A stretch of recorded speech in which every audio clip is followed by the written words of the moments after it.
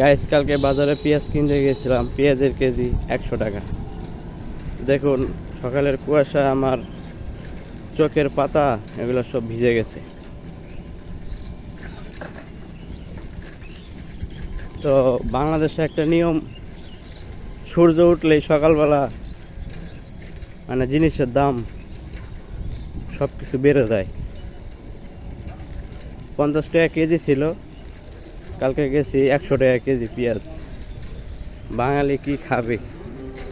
নাই কর্ম, চুরি বেড়ে গেছে, বাটপারি বেড়ে গেছে। এখন মানুষ, এই দেখুন আমি এখানে আসছি পোর্ট এলাকায়, পোর্টে তো কোনো গাড়ি নেই।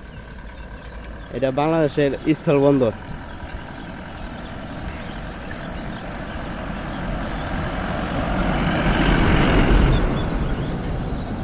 এটা দ্বিতীয় গেট।